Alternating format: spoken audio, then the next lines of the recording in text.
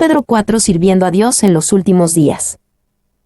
A actitudes para el creyente en los últimos días. 1:1-2. En los últimos días, los cristianos deberán tener una actitud de compromiso. Puesto que Cristo ha padecido por nosotros en la carne, vosotros también armaos del mismo pensamiento, pues quien ha padecido en la carne, terminó con el pecado, para no vivir el tiempo que resta en la carne, conforme a las concupiscencias de los hombres, sino conforme a la voluntad de Dios. Puesto que Cristo ha padecido por nosotros en la carne, vosotros también armaos del mismo pensamiento. El compromiso que Dios nos llama a tener no es más grande que el compromiso que tuvo Jesús al soportar el sufrimiento por nuestra salvación. En los últimos días, necesitamos tener un gran compromiso con Dios para poder soportar las grandes tribulaciones. Y Jesús nos comunicó la misma idea cuando dijo que cualquiera que vaya en pos de Él debe tomar su propia cruz y seguirlo. Mateo 16:24. Tomar tu propia cruz significa comprometerse y no mirar para atrás. 2. Armaos del mismo pensamiento. Muchos de nosotros somos derrotados en nuestras batallas contra el pecado porque nos rehusamos a sacrificar algo en la batalla. Solo queremos la victoria si se nos es dada fácilmente. Jesús nos llamó a tener una actitud que esté dispuesta a sacrificar lo que sea en la batalla contra el pecado. Mateo 5:29-30. B. Quien ha padecido en la carne, terminó con el pecado. Cuando una persona ha sufrido persecución física por amor a Jesús, casi siempre cambia profundamente su perspectiva con respecto al pecado y su búsqueda por sus deseos carnales.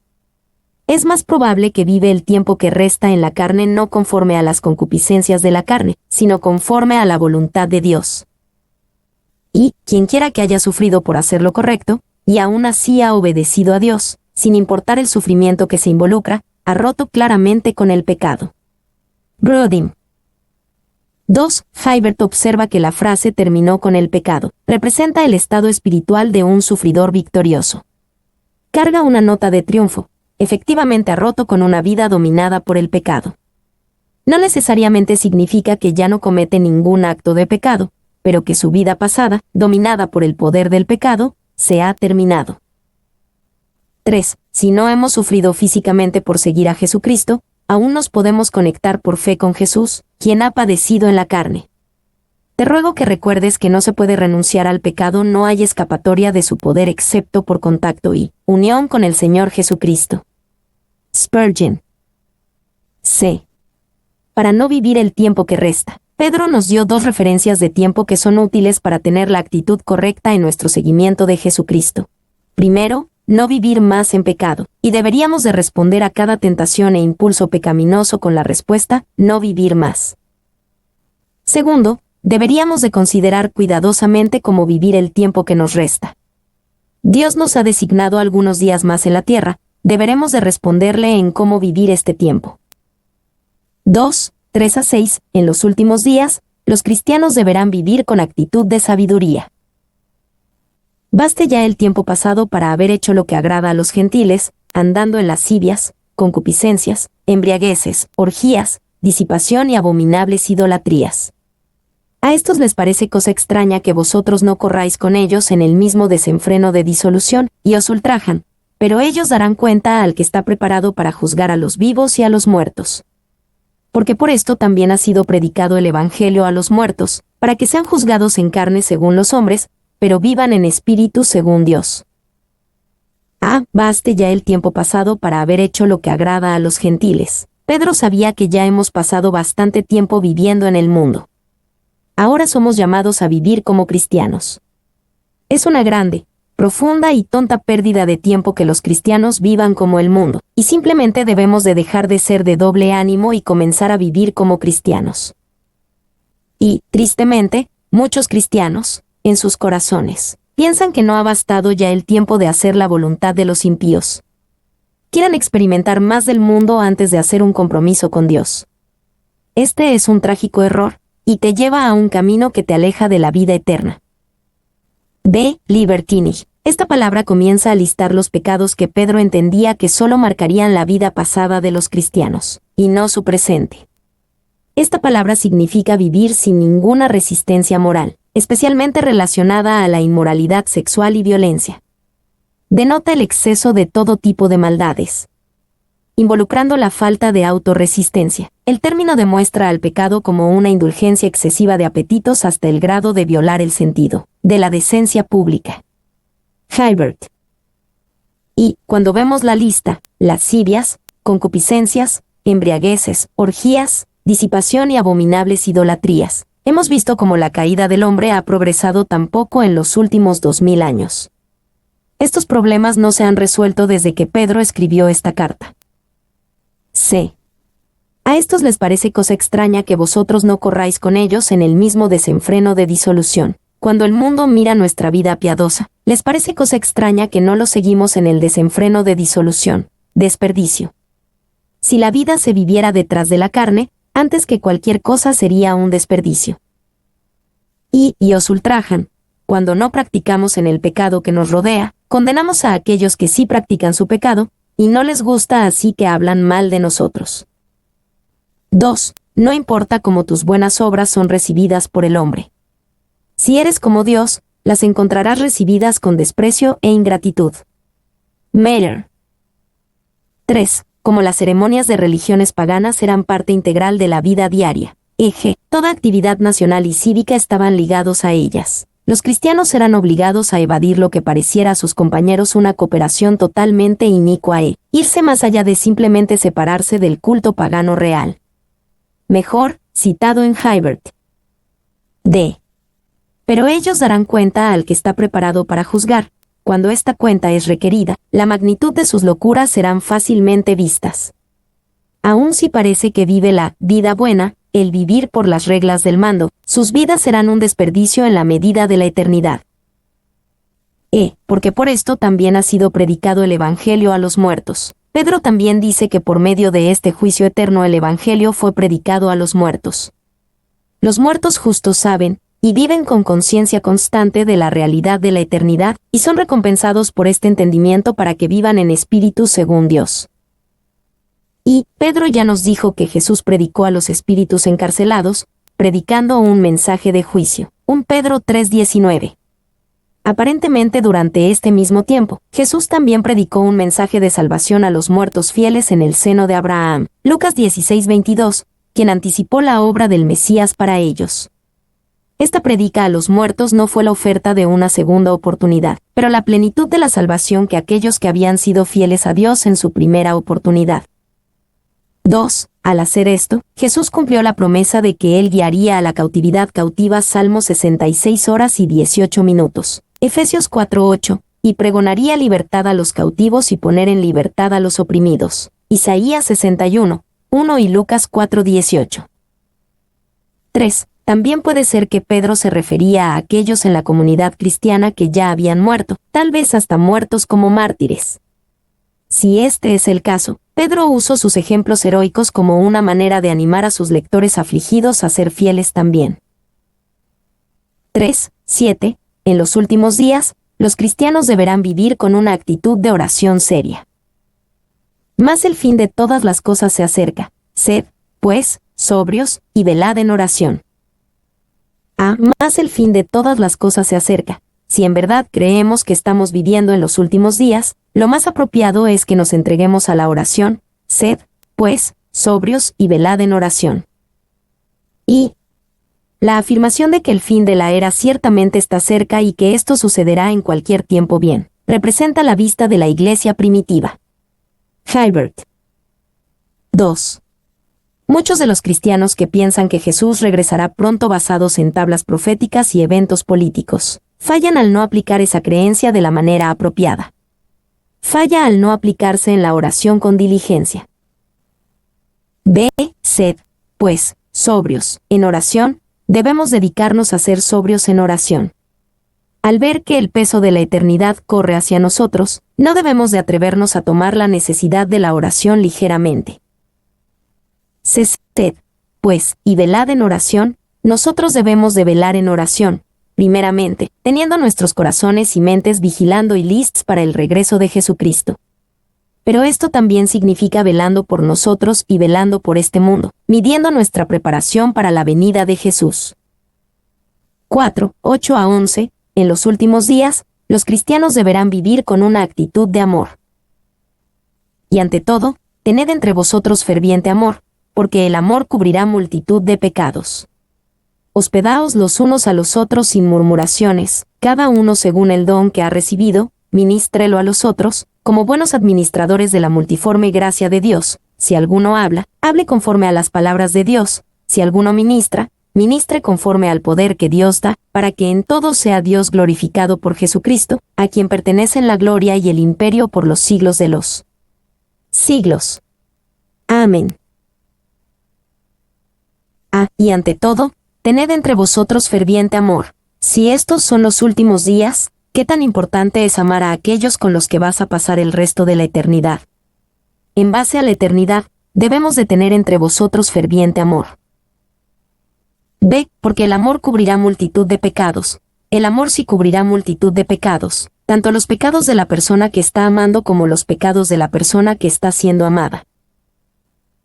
Y, cuando el amor abunda en la comunión de cristianos, muchas ofensas pequeñas, e incluso las grandes, se pasan por alto y se olvidan fácilmente. Pero cuando el amor falta, cada palabra es vista como sospecha, cada acción está sujeta a un malentendido, y hay conflicto para el deleite perverso de Satanás. Brodin. Se hospedaos los unos a los otros sin murmuraciones. El amor se demostrará a sí mismo en la hospitalidad.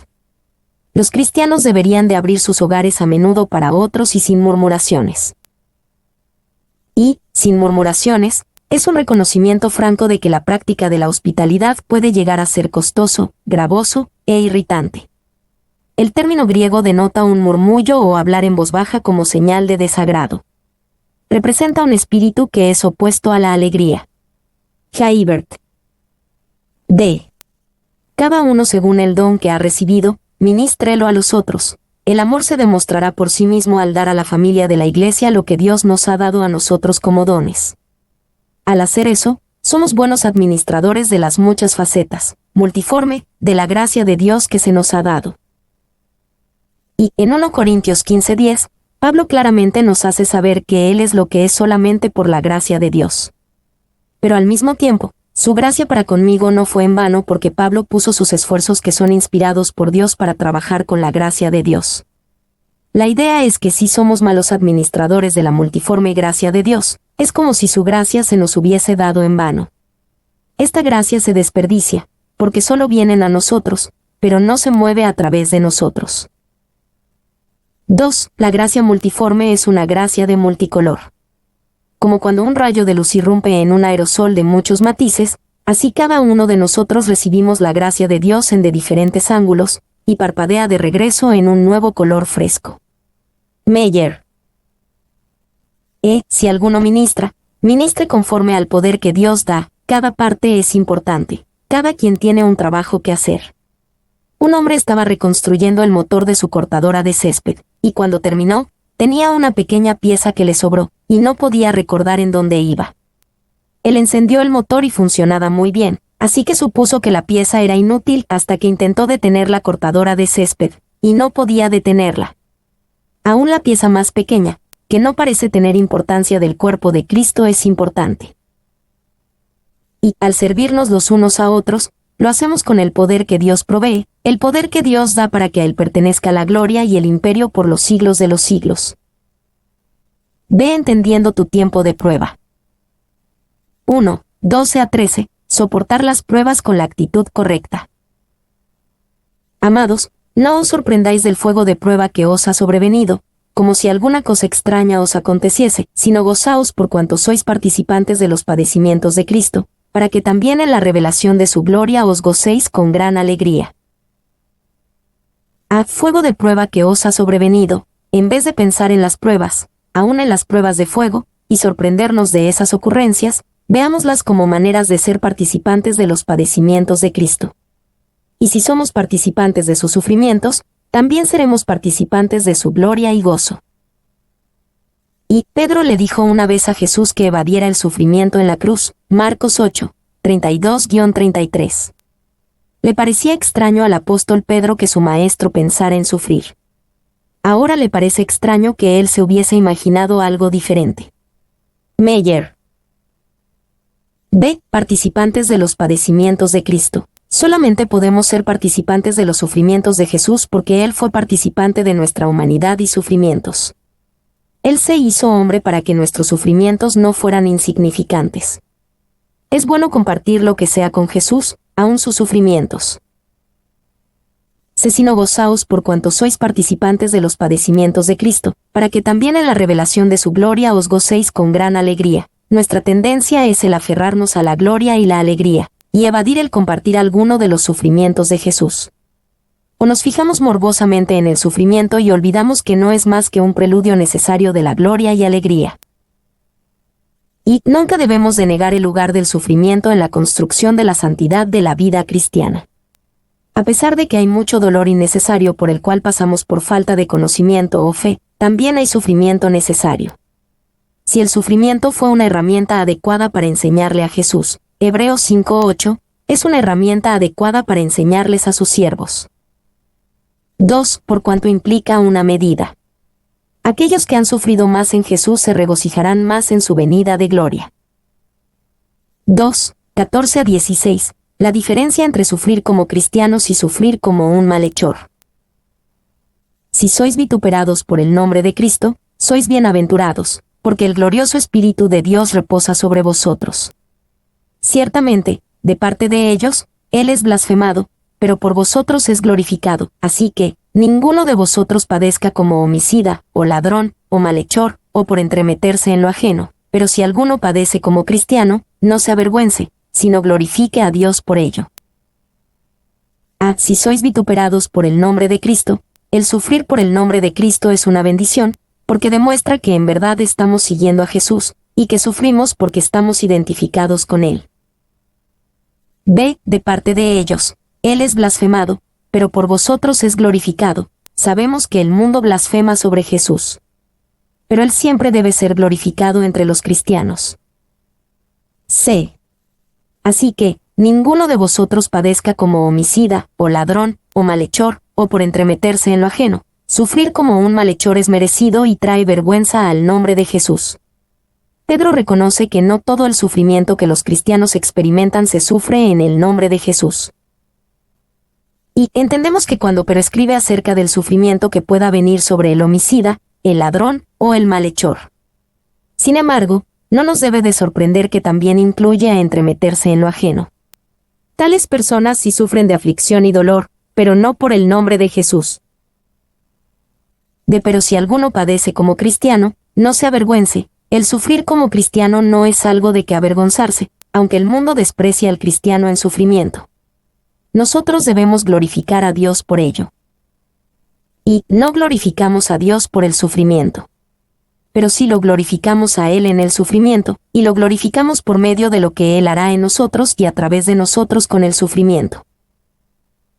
2. El nombre, cristiano, cristianos, construido del nombre Cristo con el sufijo ianos, una formación latina, ianus, denota un seguidor partidista. Cristiano categoriza a los seguidores de Cristo como miembros del partido de Cristo, no, Cristos pequeños, como dicen algunas explicaciones populares. Haibert. 3. Los cristianos al principio eran conocidos como discípulos, creyentes, los discípulos del Señor o los del camino, antes de ser conocidos como cristianos, primero en Hechos 11:26. Este es el primero de los 3 lugares en el Nuevo Testamento donde los seguidores de Jesús son llamados cristianos. En Hechos 11:26 nos dice a los discípulos se les llamó cristianos por primera vez en Antioquía. En Hechos 26:28 Agripa le dijo a Pablo, por poco me persuades a ser cristiano. Esto demuestra que entre Hechos 11:26 y 26:28 cristiano se había convertido en un nombre popular para los seguidores de Jesús. En 1 Pedro 4:16 la idea de que algunos están sufriendo por ser identificados como cristianos. Esto demuestra que el nombre había sido ampliamente utilizado, tanto que uno podía ser perseguido por ser nombrado cristiano. 3. 17-19. Encomienda tu alma a Dios en medio del sufrimiento. Porque es tiempo de que el juicio comience por la casa de Dios, y si primero comienza por nosotros, ¿cuál será el fin de aquellos que no obedecen al Evangelio de Dios? Y, si el justo con dificultad se salva, ¿en dónde aparecerá el impío y el pecador? de modo que los que padecen según la voluntad de Dios, encomienden sus almas al fiel Creador, y hagan el bien. Porque es tiempo de que el juicio comience por la casa de Dios. En el contexto del sufrimiento, Pedro nos dice que el juicio comienza en la casa de Dios. Dios usa el sufrimiento como un juicio, en un sentido positivo y purificante, para los cristianos, la casa de Dios, ahora. Y es correcto que el juicio comience en la casa de Dios. Hay equidad en ello, ya que los cristianos profesan ser mejores que otros, así que así debe de ser. Dicen que son regenerados, así que deben ser regenerados. Dicen que son un pueblo santo, separados para Cristo, así que deben ser santos, y separados de los pecadores, como Él lo fue. Spurgeon. 2. Ahora es nuestro tiempo del fuego de prueba. 1 Pedro 4:12, los impíos tendrán su fuego después. El fuego que soportamos ahorita nos purifica, el fuego que soportarán los impíos será un castigo. No obstante, debemos recordar que nunca hay un castigo de Dios en nuestros sufrimientos, solo purificación. Porque para el cristiano, la cuestión del castigo fue pagado por completo en la cruz, donde Jesús soportó todo el castigo que el cristiano pudiera enfrentar de parte de Dios.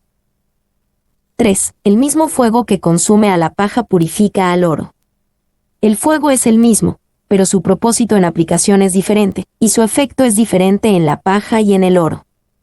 Aún así, los cristianos a veces sufren lo mismo de lo que sufren los impíos, pero el propósito de Dios es diferente, y el efecto es diferente.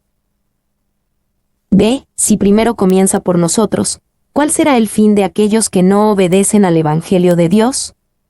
La aplicación sobria de Pedro es clara. Si esto es lo que los hijos de Dios experimentan, ¿qué pasará con aquellos que se han hecho por sí mismos enemigos de Él? ¿Cómo pueden tener la esperanza de estar ante el juicio y la ira de Dios? Y los cristianos se pueden regocijar en que los sufrimientos que están enfrentando en esta vida serán los peor que podrán enfrentar jamás, por toda la eternidad. Hemos visto lo peor. Aquellos que rechazan a Jesús han visto lo mejor de la vida que su existencia externa verá jamás. C. Si el justo con dificultad se salva. Como esto es verdad que la salvación del justo no viene sin dificultad, entonces debemos de detenernos y pensar si nosotros mismos o alguien más parece tener una salvación fácil. Y no es que nuestra salvación sea difícil en el sentido de ganarla o de encontrar una manera de merecerla. Todo es un regalo gratis de Jesucristo. No obstante, nuestra salvación es difícil en el sentido de que los reclamos del discipulado nos retan y nos demandan a que nos deshagamos de nuestros ídolos y pecados. Discipulado verdadero, que genuinamente sigue a Jesucristo, es frecuentemente difícil, así que entendemos por qué Pedro citó el pasaje de Proverbios, el justo con dificultad es salva. D. De modo que los que padecen según la voluntad de Dios. Pedro nuevamente dibuja una distinción entre los que padecen según la voluntad de Dios y de los que sufren de lo contrario. No todo el sufrimiento es la voluntad de Dios. Encomienden sus almas a fiel Creador. La palabra, encomendar, es una palabra técnica. Es dejar en depósito un dinero a un amigo en cual confías. Dicha confianza se consideró como una de las cosas más sagradas de la vida, y el amigo estaba obligado con todo el honor a regresar el dinero intacto. Es la misma palabra que usó Jesús cuando dijo, Padre, en tus manos encomiendo mi espíritu. Lucas 23:46. Y, así que cuando los cristianos encomiendan sus almas al fiel Creador, dejan sus almas en un lugar seguro. Dios es un fiel Creador, y nos podemos dar a Dios como barro moldeable en sus manos. F. Fiel Creador. Mucha de la agonía por la cual pasamos en tiempos de pruebas y tiene que ver con nuestra ignorancia de la fidelidad de Dios, o de su lugar como Creador. Él es nuestro Creador soberano, con el derecho de hacer con nosotros lo que a Él le plazca. Aún así, Él es fiel, y solo hará lo que es lo mejor para nosotros.